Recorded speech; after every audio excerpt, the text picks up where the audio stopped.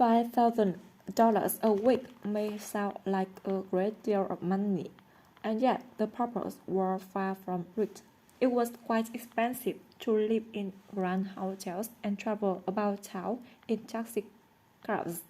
Mr. Popper often talked that the Penguin could just as well have walked back and forth between hotels and theaters, but every one of their walks looked so much like a parade that is always tied up the traffic. So Mr. Popper, who never liked to be a nuisance to anyone, always took taxis instead.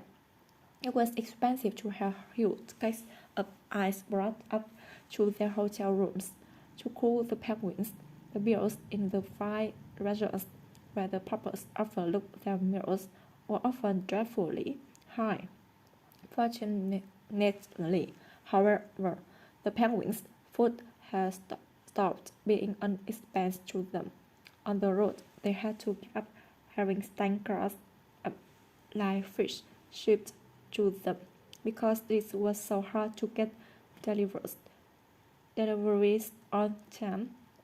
So they went back to feeding the birds on canned shrimps.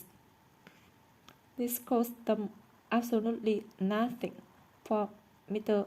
Popper had written a testimonial saying, "Popper's performing penguins thrive on Owen's oceanic shrimp."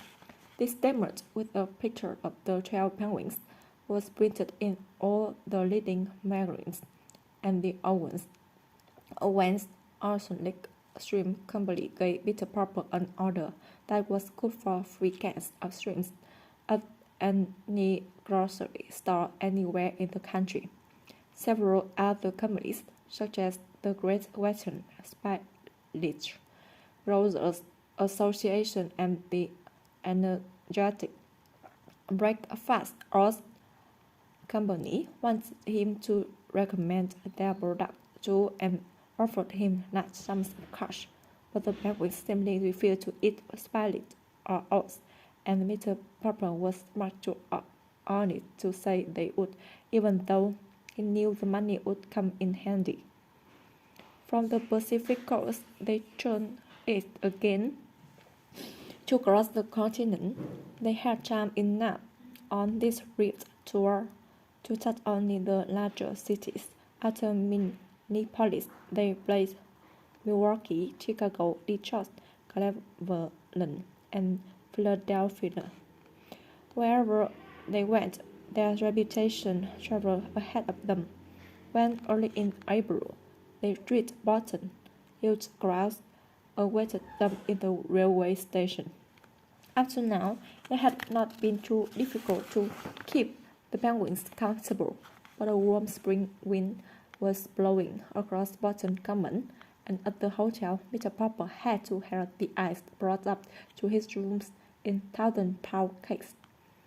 He was glad that the 10-week contract was almost up, and that the next week, when his birds were to appear in New York, was the last. Already Mr. Greenbaum was writing about a new contract. Mr. Popper was beginning to think, however, that he had better be getting back to still water. The penguins were growing irritable. Chapter 18.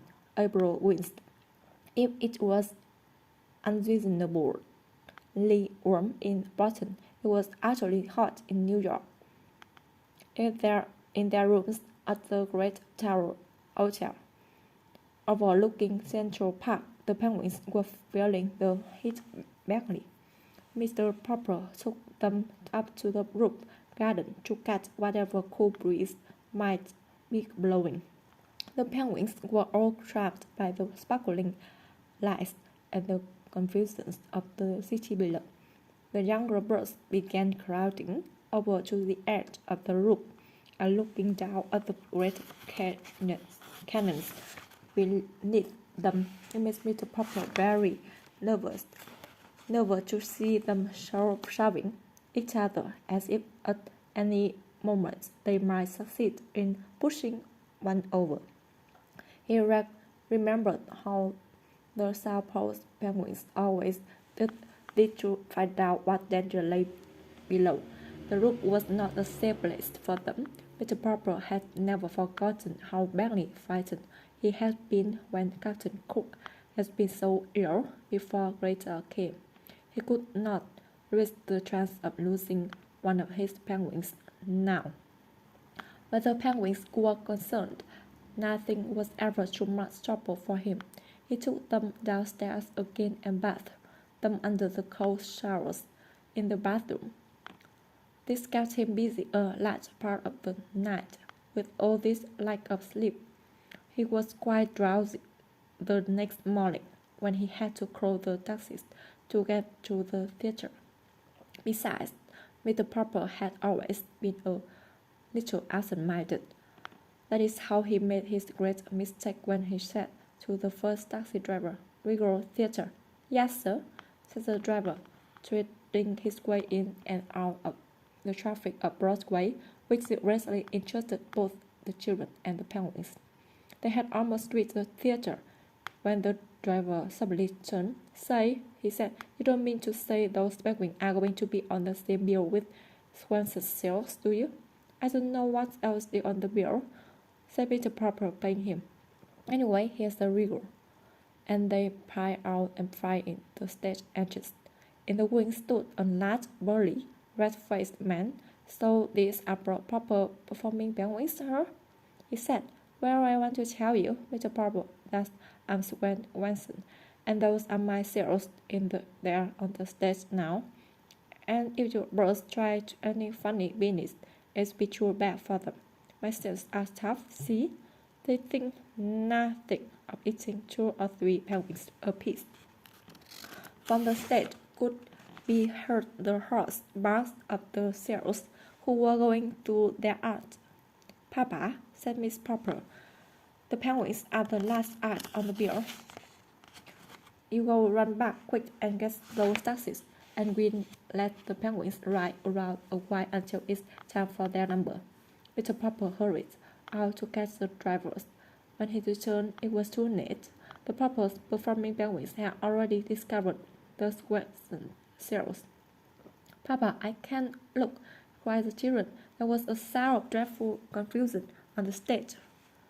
The audience was in an uproar, and the curtain was quickly rung down. When the Poppers rushed onto the stage, both penguins and seals had found the stairway leading to the Swanson dressing room and were on their way upstairs. "I can't bear to think what's happening up there," said Mr. Popper with a shudder. Peter Swanson only laughed. "I hope your birds were insured, Popper," he said. "How much were they worth?" "Well, let's go up and look." "You go up, Papa," said Miss Popper. "Here we run down of the theatre and call the police to come and try to save some of our penguins." "I'll go get the fire department," said Johnny. When the firemen with a great clanging came and set up their ladders so that they could get in through the window of Mr. Swanson's dressing room, they were a little vexed to find that there was no fire at all. However, when they found 6 black matters seals sitting barking in the middle of the room with 12 penguins parading nearly around them in the square, they felt better. Then the policemen came in their patrol and climbed up the ladder which the firemen had left against the building. By the time they two came through the window, they could scarcely believe their eyes, for the firemen had put firemen's helmets on the penguins, which made the delighted birds look very silly and girlish. Seeing the firemen so friendly with their penguins, the policemen naturally took sides with the seals and put policemen's caps on them. The seals looked very fierce, with their long black mustaches and black faces underneath. The penguins under their firemen's helmets were parading in front of the policemen, while the seals in their policemen's caps were barking at the fireman when Mr. Popper and Mr. Watson finally opened the door. Mr. Popper sat down. His relief was so great that for a moment he could not speak. "You policemen had better get your hearts off my shelves now," said Mr. Watson. "I got to go down on the stage and finish the act now." Then he and his 6 sales leaped out the room with a few parting barks. "Well, goodbye, ducks," said the firemen, regretfully removing their helmets from the penguins and putting them on their own heads. Then they disappeared down the ladder. The penguins, of course, wanted to follow, but Peter Popper held them back. Just then the door flew open, and the theatre manager burst into the room. "Hold that man," she shouted to the policeman, pointing at Mr. Popper. "I have a warrant for his arrest." "Who, me?" said Mr. Popper in a daze. "What have I done?" "You've broken into my theatre and thrown the place into a panic. That's what you have done. You're a disturber of the peace." "But I'm Mr. Popper, and these are my performing penguins, famous from coast to coast. I don't care who you are. You haven't any business in my theatre. But Mr. Greenbaum is going to pay us $5,000 for a week at the Regal. Mr. Greenbaum's theatre is the Royal, not the Regal. You come to the wrong theatre. Anyway, out you go, you and your performing penguins. The patrol is waiting outside."